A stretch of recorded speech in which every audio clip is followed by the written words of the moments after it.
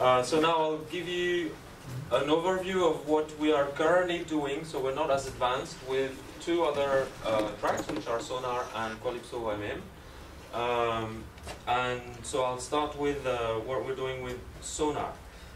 So, SONAR helps. It's a good tool for doing quality assurance and violation detection of some rules. So there's PMD rules, such as dead code, duplication of code, or non-optimized code, check style type rules about Javadoc, naming convention, spaces, code complexity, and find bugs based on bug pattern to identify potential bugs. So that's the typical usage that people make of SONAR. So when we discussed that, we discussed which tools we should run for OW2 projects within OW2. We've identified that SONAR was probably a good one, since many of the developers were already using it. So the Jonas team is already using SONAR in-house. Other people are, I mean, it's one of the open source tools that people tend to use quite frequently. We use that within Orange Labs as well, and Orange in general.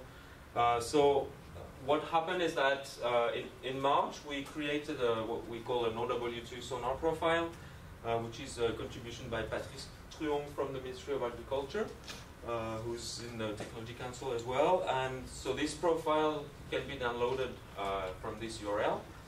And it contains a number of PMD rules, check style rules, and find bug rules. So it's a proposed profile. And Patrice had done preliminary tests with two projects just to see what the output was, which were JOTM and EasyBeans, which proved to be quite okay. So that's typically the page, the Sono page for the results for EasyBeans, where you can see the number of, by the way, that's what a SONAR reports look like when you look at the report, and which gives you the number of violations, the number of classes and lines of code that were analyzed, the code coverage, etc., etc. So that's what typically a project manager would get from an analysis.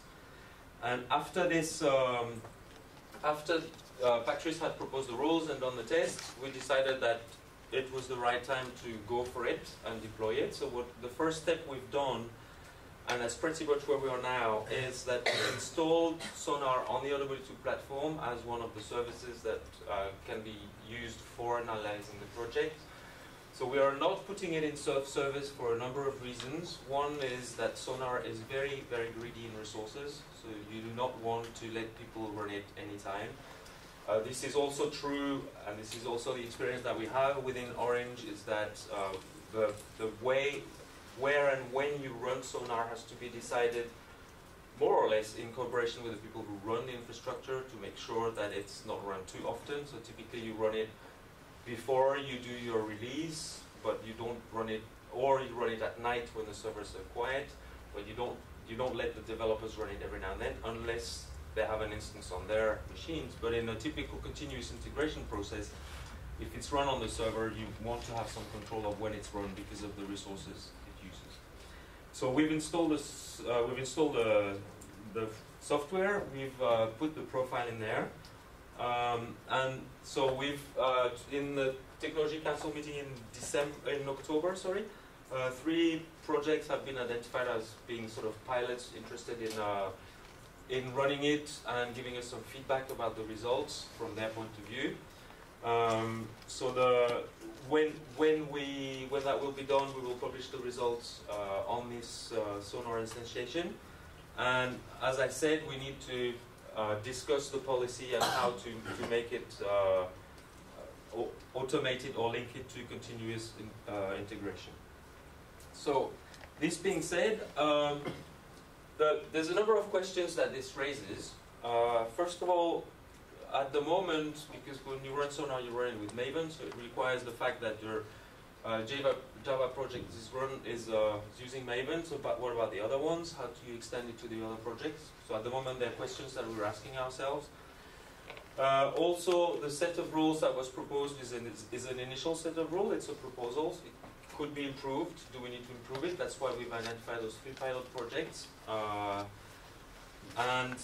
And the next step also is that and that's a discussion that we have also within Orange Labs. It's interesting from the developer's point of view not to wait until the report is run and see the report, but also to have an Eclipse plugin with the same rules on their Eclipse environment, so that while they are developing, they can run locally the plugin on the Eclipse environment that sort of pre-validates the rules so that they don't have bad surprises when they get to the report.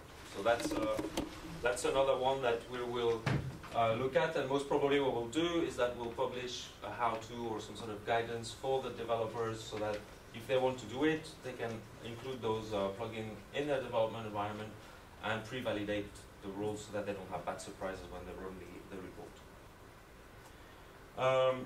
Other questions that we have is that, metrics in general, it's a metric, so it's a figure, and it's represented by one ratio. So there's different types of ratio you can have. One is the technical debt, which is the cost of what it would make to fix all these violations, what it would mean to decrease the duplication of the code, for example. Another way of looking at the ratio is to provide some kind of quality index. And so that's the ratio, that's the metric that you'll get in the end to evaluate the project. So which of these different metrics we will use to evaluate or be representative of what we call the quality of an OW2 project? Is it technical debt, quality index, scale, or will we have to do our own ratio? At the moment we don't know, so we'll just transparently we will publish the reports.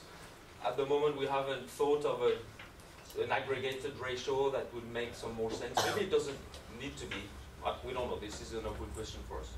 And we'll have all the metrics. Do we need to aggregate it and make the metric that makes more sense? We don't know.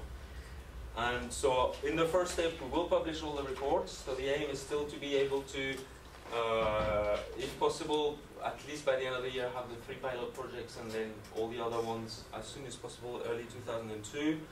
Also, we haven't decided do we need to take any measures or not? Do we not just need to publish the report as a transparency QA?